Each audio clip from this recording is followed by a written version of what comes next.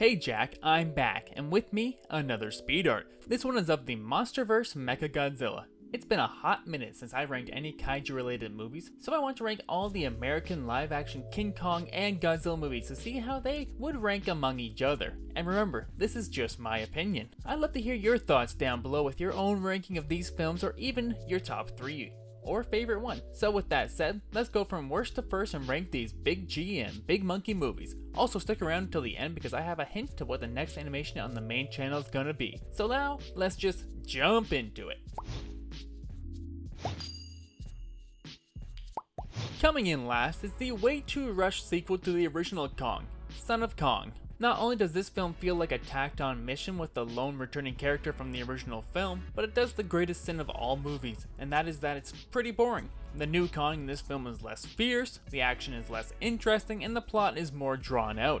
The stop motion is still executed nicely, but overall this film hardly holds a candle to the first one. In a similar vein to the previous film, number 10 goes to King Kong Lives, another sequel to a Kong movie that hardly holds itself together. While it's nice to see Linda Hamilton in a non-Terminator film, the film's special effects and acting make it feel more like a B-movie, especially in comparison to the more well-crafted predecessor. Although this film will always hold a special place in my heart, as it was the first Kong film I ever bought on DVD, knowing basically nothing about Kong or any monster movie, so it does have that going for it. At number 9 is the often ill-thought-of 1998 American Godzilla. This is a fine enough monster movie with pretty good special effects for the time and acting that is for the most part good, although it is a little cartoony inside the dreary, rainy New York backdrop they filmed in. I feel like if this movie was called something other than Godzilla, it would have been more warmly received at the time. But nonetheless, this film offers some Simpson actor cameos and a pretty great soundtrack to boot. Although worth a rewatch if you didn't like it originally,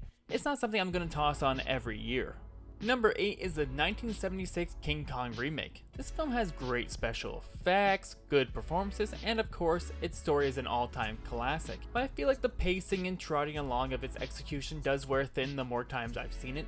I like the updates to the story with the gas tycoons and the twin towers and the environmental themes, but it feels like a drag, especially in the middle act. But the ending does help to make it a more bearable watch than the lesser entries on this list. At number 7 is Kong Skull Island. It's a fun, stylish action flick with a good cast of characters headed by Tom Hiddleston, Sam Jackson, Brie Larson, John Goodman, and John C. Reilly. Kong is clearly the star here, but Sam Jackson and John Goodman both put on great roles of their own. There's not as much substance as the 2014 Godzilla film, but there is a nice heartwarming ending, and the fast pace keeps the film interesting. Also, the soundtrack is about as generic 70s war film as you can get, but it certainly slaps. The latest film in the franchise comes in at number 6, Godzilla x Kong: The New Empire. Or is it just Godzilla Kong: The New Empire? Or is it Godzilla and Kong: The New Empire?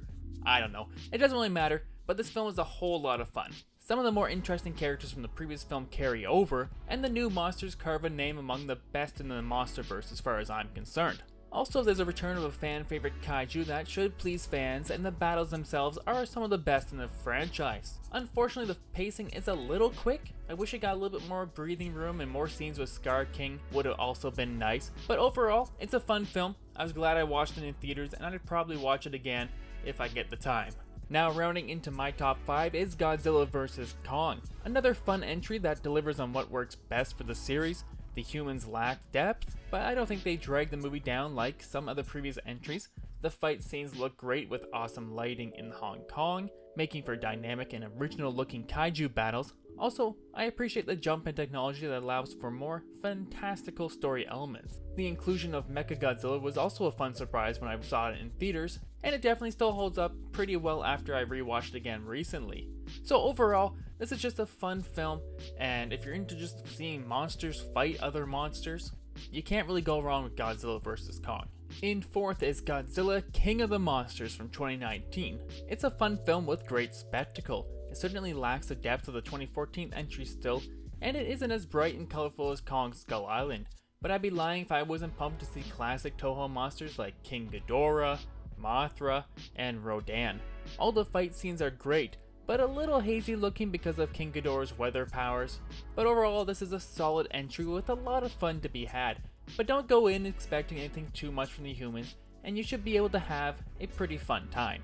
Cracking the top 3 is King Kong from 1933. One of the first ever giant monster movies, is also one of the best in the genre. A classic story of greed, adventure, love, and tragedy, all kinda all rolled into one. The special effects, while of course dated now, are still stunning to see, with tricks and plating that are decades ahead of its time. The Kong models are absolutely iconic, and the score helps to keep the pacing. It doesn't drag on like the 1970s version. It comes in, tells its story, and promptly finishes, and is well worth the watch for fans of classic films or just monster films in general. I think everyone, at least in their lifetime, should probably watch the original. It's almost, it's 90 years old now. In 10 years, it's gonna be 100 years old. That's crazy for a film that's almost 100 years old to hold up as well as this one does. So definitely go check it out. The runner-up film is 2014's Godzilla, a great way to reboot the Godzilla franchise for America. Right off the bat, the film teases more of its action than it should, but it's effective nonetheless. The opening 40 minutes are about as tense as any kaiju film could be, and while the middle half does become sluggish without Bryan Cranston in the lead, the film still transcends into near perfection with the absolutely stunning final. The main characters are a little cookie cutter, but Gareth Edwards' sense of scale helps to ground the film in our reality, which makes the film feel all that more real. Overall, I adore this film and find myself happy to rewatch it quite often. But number 1 goes to my favorite monster movie, 2005's King Kong.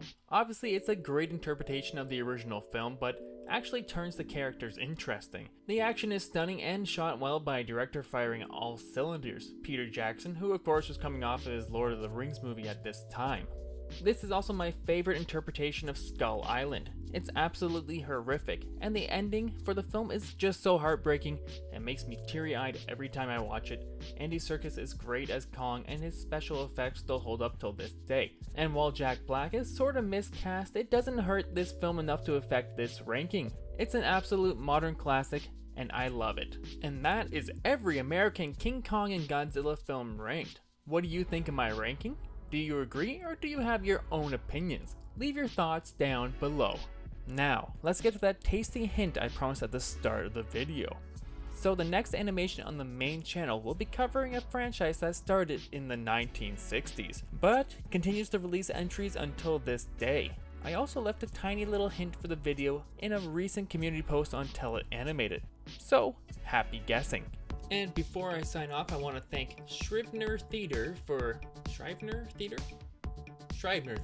supporting the Patreon recently, as well as all my other supporters. Subscribe for more videos in the future, and until next time, I've been Aaron, and I'll tell you something later.